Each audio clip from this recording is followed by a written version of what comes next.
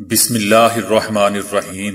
السلام علیکم دوستو، دنیا بھر کی خبروں میں آج آپ سنیں گے کہ سازشی نظریات چین اور امریکہ کو آپس میں لڑانا چاہتے ہیں۔ چائنا امریکی رپورٹوں میں کہا گیا ہے کہ شمالی کوریا کے سربراہ کم جونگ دماغی طور پر ختم ہو چکے ہیں، لیکن کوریا کی تردید۔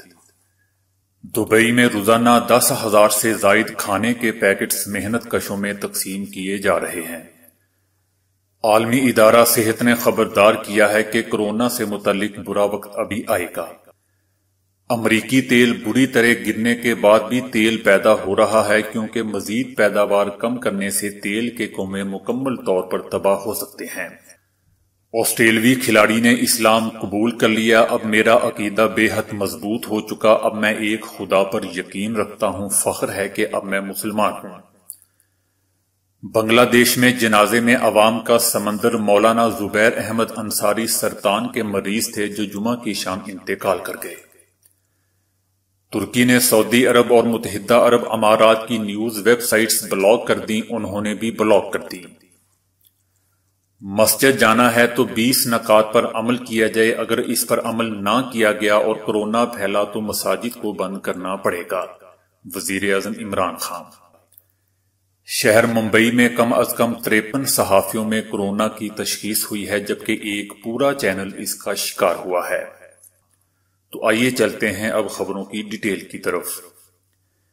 چائنا نے کہا ہے کہ سازشی نظریات چین اور امریکہ کو آپس میں لڑانا چاہتے ہیں۔ چین نے امریکہ کی جانب سے الزامات پر رد عمل دیتے ہوئے کہا ہے کہ امریکہ کو سمجھنا چاہیے کہ اس کا دشمن چین نہیں، کورونا ہے۔ چین کا اس کا پھیلاؤ میں کوئی کردار نہیں۔ امریکی رہنماؤں کا چین پر الزام لگانے کا سلسلہ بند ہونا چاہیے۔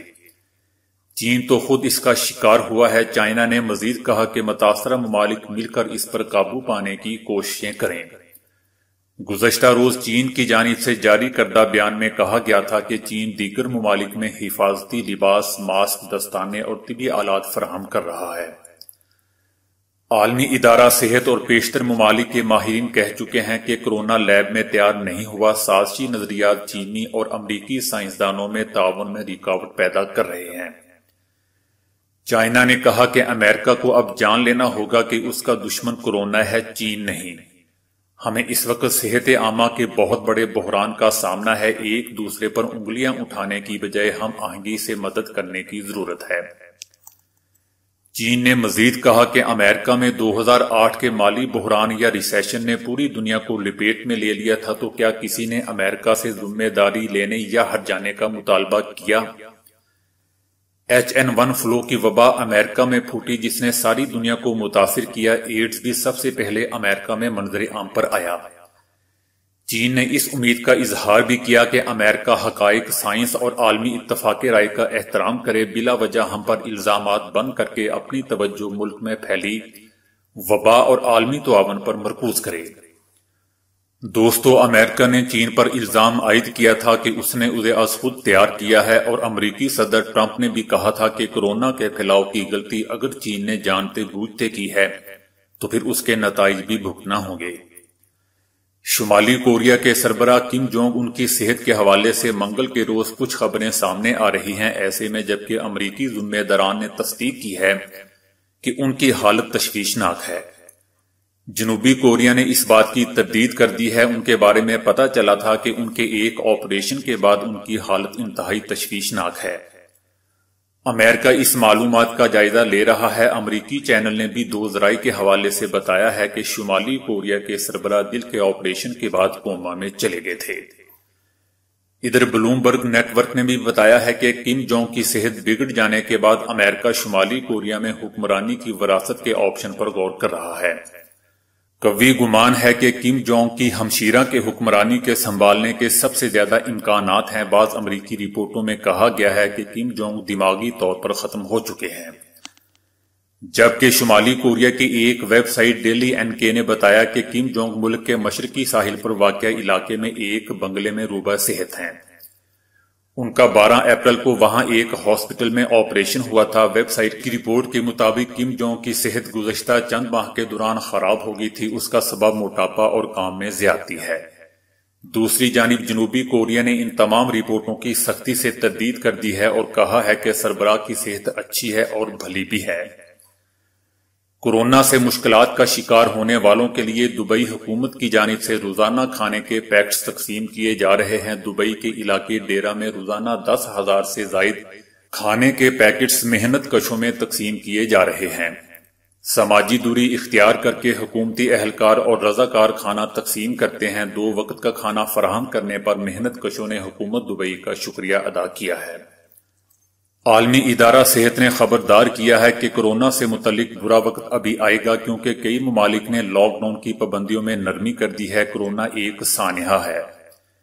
یہ ایک ایسا وائرس ہے جسے بہت سارے لوگ ابھی تک سمجھ نہیں سکے۔ امریکی صدر کی جانب سے ان پر کورونا سے متعلق کی گئی تنقید پر عالمی ادارہ صحت نے کہا کہ WHO میں کوئی چیز پوشیدہ یا راز نہیں۔ یہ صحت کا مسئلہ ہے۔ چیزوں کو خفیہ رکھنا یا چھپانا مشکلات پیدا کرتا ہے۔ ہم سب کو اس سے مقابلہ کرنا چاہیے، نہ کہ الزامات دینا چاہیے۔ امریکی خام تیل کی قیمتیں مانگ میں کمی اور سٹوریج بڑھنے کی وجہ سے پہلی مرتبہ $- تک کم ہونے کے بعد واپس بحالی کی جانب گامزن ہیں، جبکہ اس کی کمی کی وجہ سے ایشیائی سٹاک مارکیٹیں بھی بری طرح متاثر ہوئی ہیں۔ کورونا کی وجہ سے عالمی معیشت، ٹرانسپورٹ اور فیکٹریوں کے رک جانے کی وجہ سے تیل کی قیمتیں کم ہوئیں۔ قیمتوں میں کمی کی وجہ سے معاہدوں کی میعاد ختم ہونا ہے، جس کا مطلب ہے کہ تاجروں کو دوبارہ خریداروں کو تلاش کرنا ہے، جو کافی زیادہ مشکل ہو گیا ہے، اور تاجروں کے پاس سٹوریج بہت زیادہ ہو گیا ہے۔ تاہم توجہ اب جون کے کانٹریکٹ پر ہے، جس کا تجارتی حجم 30 گنا زیادہ ہے۔ بحران اس وقت آیا جب امریکہ میں لاک ڈاؤن مئی میں بھی جاری رہنے کی امید پیدا ہوئی۔ یہ بات حیرت انگیز نہیں، پروازیں نہیں چل رہی، عوام گاڑیاں کم چلا رہے ہیں۔ اگر معیشت دوبارہ دیر سے کھلی تو اس پر مزید دباؤ دیکھیں گے۔ تیل اب بھی پیدا ہو رہا ہے، کیونکہ پیداوار کم کرنے سے تیل کے کنویں مکمل طور پر تباہ ہو سکتے ہیں۔ وہ 1 ماہ تک تیل پیدا کرتے رہنا برداشت کر سکتے ہیں، مگر اسے بند کرنا نہیں۔ آسٹریلوی مارشل آرٹس فائٹر ولیم اوٹ نے اسلام قبول کر لیا ہے اور اپنا نام تبدیل کر کے اسلامی نام خالد رکھ دیا ہے۔ خالد نے انسٹاگرام اکاؤنٹ کے ذریعے اسلام قبول کرنے کا اعلان کرتے ہوئے بتایا کہ عالمگیر وبا کورونا ان کا ایمان ڈھونڈنے میں مددگار ثابت ہوئی۔ انہوں نے بتایا کہ اسلام میرے ذہن میں کافی عرصے تھا، مشکل وقت میں ہمیشہ اسلامی عقیدے نے مجھے مضبوط کیا اور ہمت دی۔ خالد نے اپنے انسٹاگرام اکاؤنٹ پر ایک ویڈیو بھی شیئر کی جس میں انہیں کلمہ طیبہ پڑھایا جا رہا ہے۔ ان کا کہنا تھا کہ اب میرا عقیدہ بے حد مضبوط ہو چکا ہے اور اب میں ایک خدا پر یقین رکھتا ہوں اور فخر کے ساتھ کہہ سکتا ہوں کہ میں ایک مسلمان ہوں۔ بنگلہ دیش میں ایک مشہور مذہبی عالم دین مولانا زبیر احمد انصاری کی وفات پر اس کے جنازے میں شرکت کے لیے کئی دیہاتوں سے ہزاروں لوگ کورونا کی روک تھام کے لیے واضح کردہ پروٹوکول کو توڑ کر جمع ہو گئے تھے، جس کے بعد حکومت کو کئی دیہاتوں کو قرنطینہ کرنا پڑا ہے۔ دوستو، اس کی ڈیٹیل میں اپنی پچھلی ویڈیو میں بتا چکا ہوں، یہاں تھوڑی سی اور بتاتا چلوں کہ مولانا زبیر احمد انصاری صاحب کچھ عرصے سے سرطان کے مرض میں مبتلا تھے، جو جمعہ کی شام انتقال کر گئے۔ اللہ نے ان کے لیے دن بھی جمعے کا چنا۔ جنازے میں شرکت کرنے کے لیے لوگوں میں سے اکثر کے پاس ماسک تک نہیں تھے اور انہوں نے سماجی دوری کا بھی خیال نہیں رکھا۔ لوگوں کو جنازے میں شرکت سے روکنے میں ناکامی پر 2 سینئر پولیس افسران کو برطرف کر دیا گیا ہے اور شاید 2 کو گرفتار بھی کر لیا گیا ہے۔ ترکی کی حکومت نے سعودی عرب اور متحدہ عرب امارات کی نیوز ویب سائٹس بلاک کر دی ہیں۔ چند دن قبل سعودی عرب نے ترکی کے بھی سرکاری میڈیا کی ویب سائٹ کو بلاک کر دیا تھا۔ ترکی کا یہ جوابی رد عمل ہے۔ 4 ہفتے پہلے ترکی نے استنبول میں صحافی جمال خشوگی کو مارنے کے الزام میں 20 سعودی شہریوں پر فرد جرم عائد کی تھی۔ ترکی اور سعودی عرب کے درمیان کشیدگی اکتوبر 2018 سے اپنے عروج پر ہے، جب استنبول میں سعودی قونصل خانے میں خشوگی کو مارا گیا تھا۔ پچھلے ماہ ترکی نے سعودی عرب کے ولی عہد شہزادہ سلمان کے قریبی اہلکار پر خشوگی کے سلسلے میں فرد جرم عائد کی تھی۔ ترکی کے صدر رجب طیب اردوان کہہ چکے ہیں کہ خشوگی کو مارنے کا حکم سعودی اعلیٰ قیادت کی طرف سے دیا گیا تھا۔ سعودی شہزادے محمد بن سلمان نے اس الزامات کی تردید کی تھی۔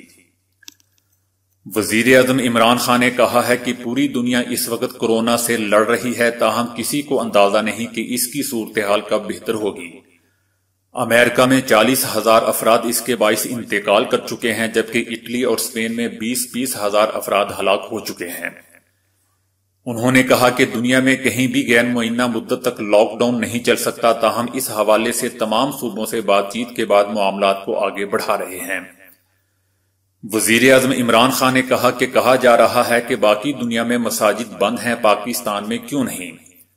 علماء کے ساتھ صدر عارف علوی نے ملاقات کی ہے اور 20 نکات پر اتفاق کیا ہے۔ بہتر ہے کہ عوام گھر میں بیٹھ کر عبادات کریں، لیکن اگر مسجد جانا ہے تو 20 نکات پر عمل کیا جائے۔ اگر اس پر عمل نہ کیا گیا اور کورونا پھیلا تو مساجد کو بند کرنا پڑے گا۔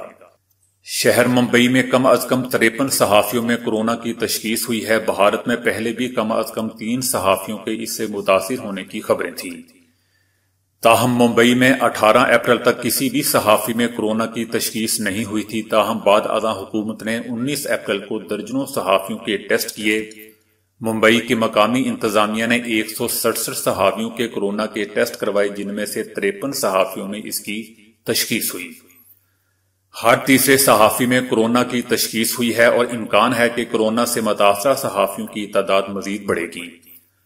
حکومت نے اتنی بڑی تعداد میں صحافیوں کے کورونا سے شکار ہونے کو تشویشناک اور بدقسمتی قرار دیتے ہوئے صحافیوں کو ہدایات کی ہیں کہ وہ بھی گھروں تک محدود رہیں اور وہاں رہ کر تبلیغی جماعت پر تنقید کریں اور ان کے خلاف کہانیاں بنا کر میڈیا میں پہنچائیں۔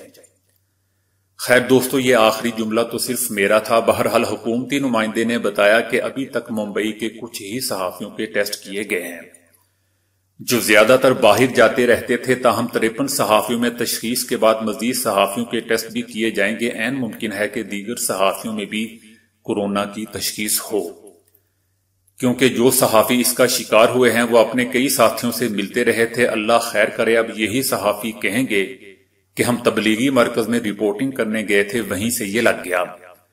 دوستو، صحافی ہیں، کچھ بھی کہہ سکتے ہیں، جیسا کہ ہم سب جانتے ہیں کہ کہانی بنانے میں یہ بہت ماہر ہوتے ہیں۔ بہرحال اگلی بات سن کر آپ لوگوں کے چہرے پر ضرور مسکراہٹ آئے گی۔ رپورٹ میں بتایا گیا ہے کہ جن 53 صحافیوں میں کورونا کی تشخیص ہوئی ہے ان میں زیادہ تر ٹی وی چینلز کے رپورٹرز تھے۔ ممبئی کے سینئر صحافی اشوک باگڑیا نے دعویٰ کیا ہے کہ ایک نیوز چینل کے تو تمام رپورٹرز ہی کورونا میں مبتلا ہو چکے ہیں، تاہم انہوں نے ٹی وی چینلز کا نام نہیں بتایا۔ بھارت کے دیگر بڑے شہروں نئی دہلی، کولکتہ، پونے، احمد آباد، بنگلور اور حیدرآباد میں بھی صحافیوں کے ٹیسٹ کرائے جانے کے انتظامات کیے جا رہے ہیں۔ بہرحال ہماری تو پھر بھی یہی دعا ہے دوستو کہ اللہ سب کو اپنی حفظ و امان میں رکھے۔ تو دوستو، آج کے لیے اتنا ہی۔ ویڈیو کو لائک، شیئر اور فالو کرنے کا شکریہ۔